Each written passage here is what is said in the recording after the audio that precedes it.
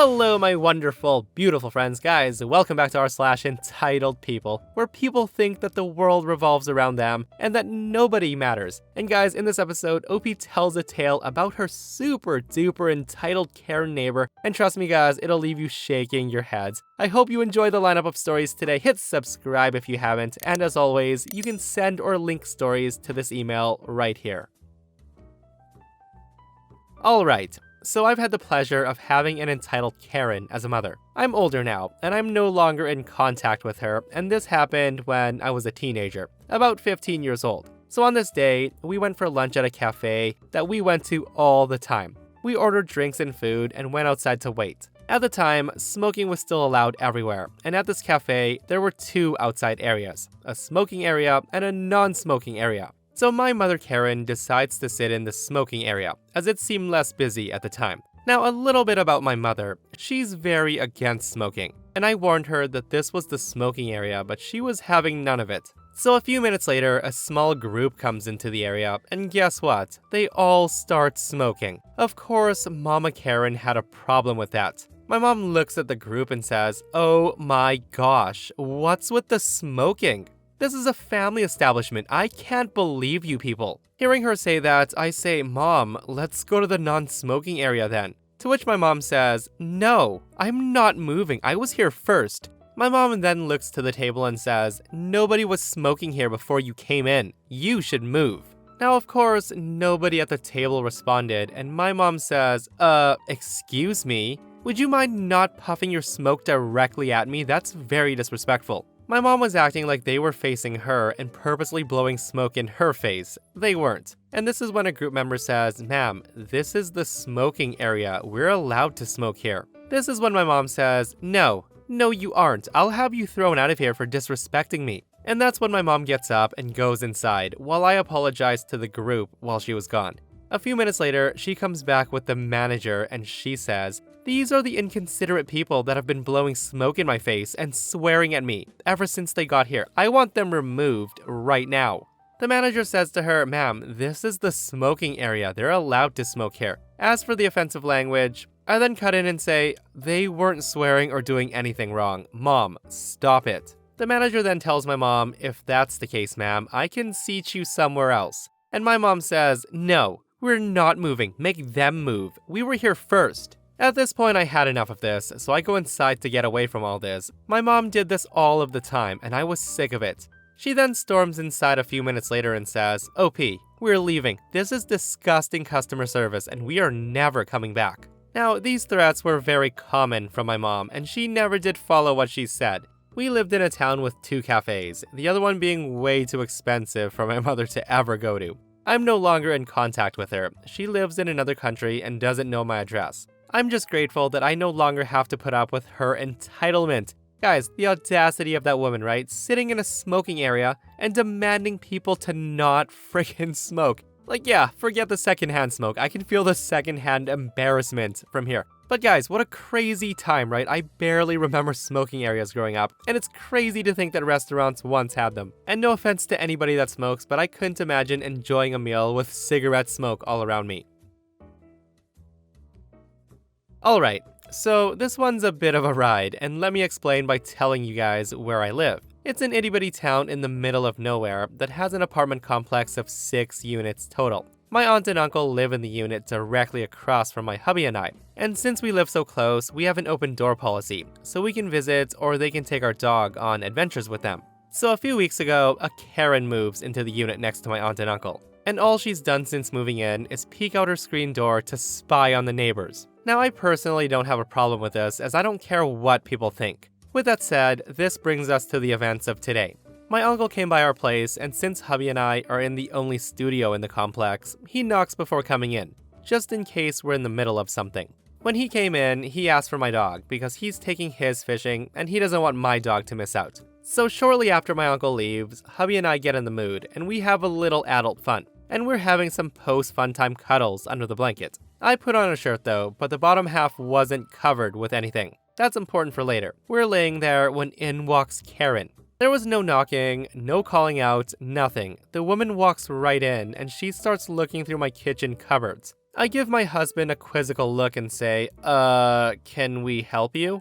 The Karen says, oh, don't mind me, I'm just looking for some sugar. My husband then says, and you didn't knock or ask because... To which the Karen says, oh, you know what, I see people coming in here all the time without knocking. I tell her, yeah, the people that come in here are my uncle and aunt. He's family and she's family, and I don't know you ladies, so please get out. Hearing that, the Karen huffs and says, well, that's not very neighborly of you. I tell her, neither is just walking into someone's house with no regards to privacy, so please get out before I call the cops. Now, I don't know if the woman's just crazy or something, but something changed in her demeanor, and she rooted herself in place and then crossed her arms with the most smug look. She then says to me, don't you tell me what to do, make me. And at this point, I didn't care anymore. I get out of bed and start walking over to her, and that's when she screamed and left my house. I thought that was the end of it, as I closed the door behind her and went on with my day. 20 minutes later, there's a knock at my door, and it was an officer. The officer says, good evening, ma'am. I got a complaint from a neighbor that you tried assaulting her and that you were naked.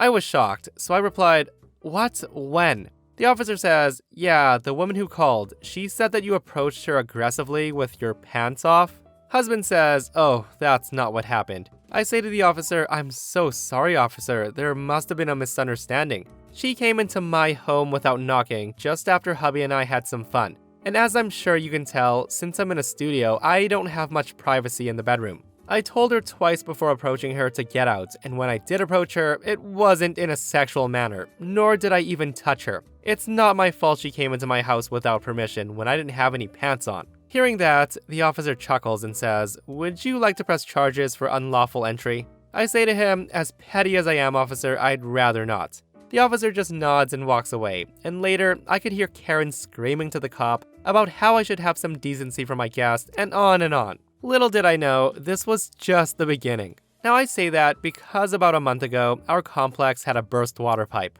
and the water to the side opposite where hubby and I are had to be shut off. Now with their water being shut off, they weren't able to use the bathroom, and sometime in the afternoon, Karen knocks on my door, and she asked if she could use the bathroom. Now I'm not a mean person, so I say go ahead and let her use the bathroom, thinking nothing of it. I had forgotten earlier that day that I had taken 2 pregnancy tests and both came back positive, and they were in the wastebasket in the bathroom. So the Karen finishes and she comes out of the bathroom and she just thanks me as she leaves. Now fast forward to this morning. Hubby and I go to the clinic to verify that I was pregnant and to establish care so I could carry to term. We had also agreed to not let anyone know until after my first trimester, since I have a history of miscarriage and I don't want to get my family's hopes up. So this morning, hubby and I made plans to go with my aunt and uncle to the river with our dogs to have a little cookout. We were packing up the car with all of our needs when Karen comes out to talk to us. It starts out normal though. She asked about our plans, yada yada yada, and then she turns to me and says, and how's the baby? My aunt and uncle stop and look at me confused, and I'm just as confused as well as angry. I ask her, what do you mean? The Karen goes on to say that when she was in the bathroom, she saw the pregnancy test in the garbage, and how she's so happy for me and my hubby. All I could see was red. Hubby grabs me around my torso as a sign to stay calm, because he knows he had to keep me from lunging at her, as I think about making contact with her any way I could. Eventually he gets me to calm down and I walk over to her, resisting the urge to smack her as hard as I could. I tell her, hey, this baby is none of your damn business, and I swear to the gods almighty that if you talk about this baby or try to see the baby when it's born, nobody can save you. I then get into the car. On our way to the river, I had to explain to my aunt and uncle what happened and why I didn't tell them I was pregnant. I told them I was going to tell them once I got a little further along, and they even started joking about how my mood made sense now.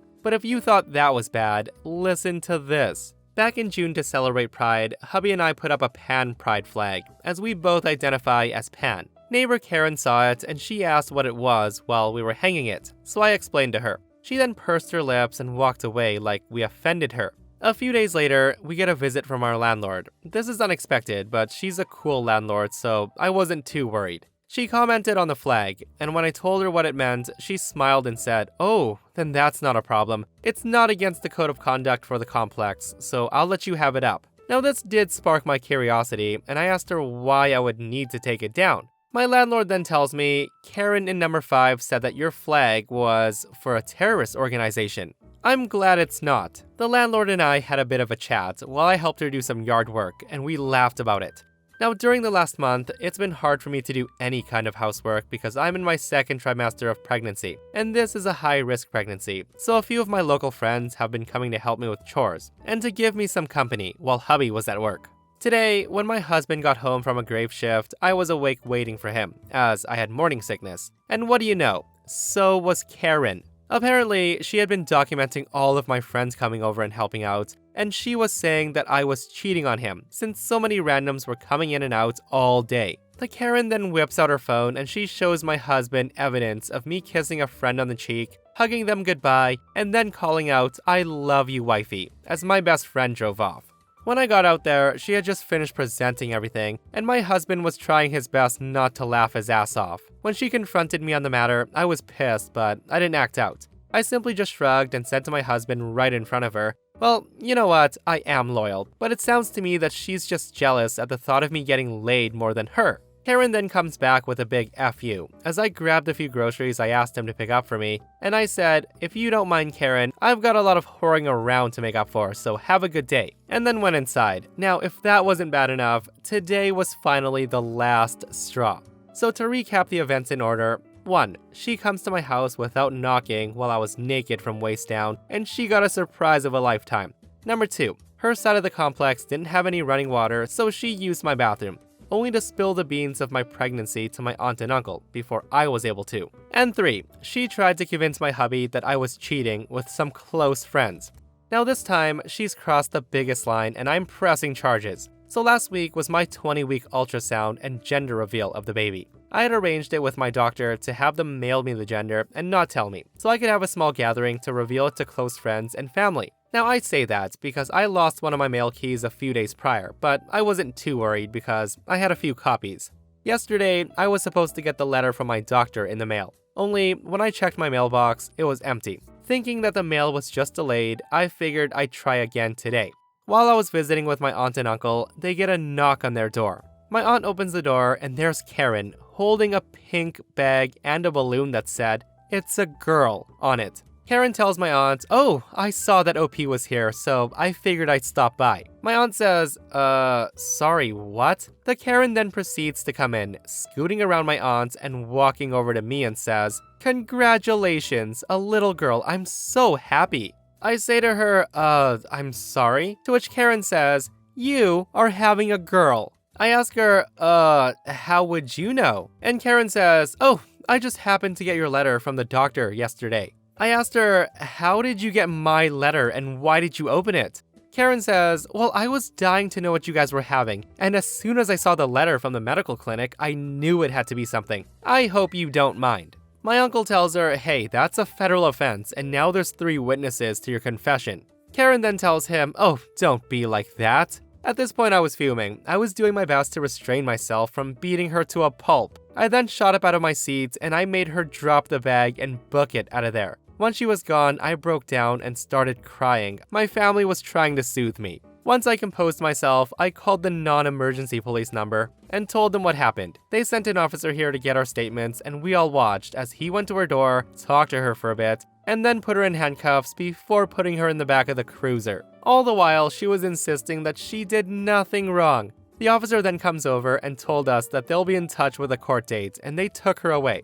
A few days later, she's been served a 3-day eviction notice. She'll be gone for good. Guys, what in the world? Talk about a nightmare neighbor, right? And on top of that, I think she's lacking a lot of social cues. Like, did that woman seriously not clue in that OP and her husband did not like her?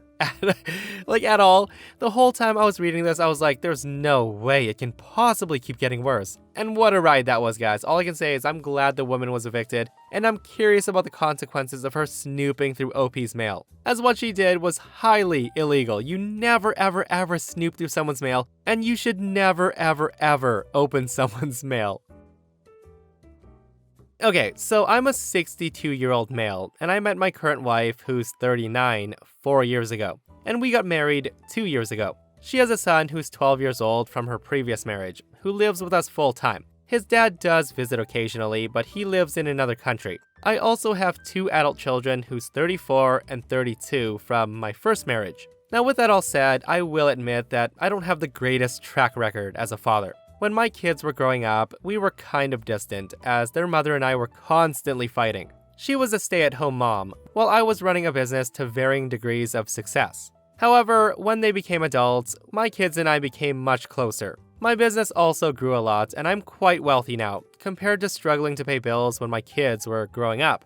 My relationship with my stepson is quite good. He doesn't call me dad, but he seems to view me as a very close uncle. I do my best to be a good father figure to him. If I'm being completely honest, I hope he'll eventually see me as a father figure, especially given that his father is never really around and constantly disappoints him. So with that said, here's the issue. A few weeks ago, when I was going through some things in the basement with my biological son and daughter, the topic of inheritance came up. I mentioned how I planned to include my stepson in the will, and he would get 1/3 of the inheritance.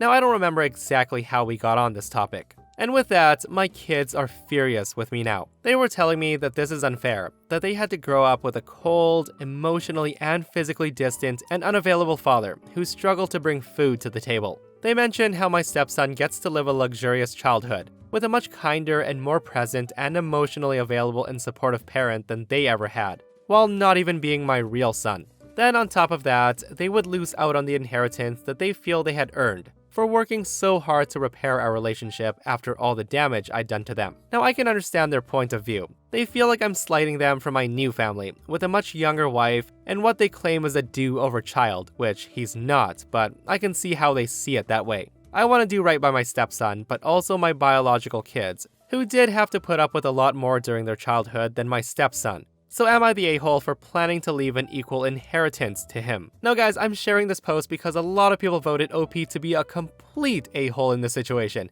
saying that he's only known his stepson for 4 years and he shouldn't be leaving the kid anything. Or, if he does, to leave him a smaller percentage and definitely not an equal percentage. This person says, you are the a-hole. People view wills as the true feelings of a deceased person. If you don't leave a lot to your children, they're always going to believe that you really didn't want them.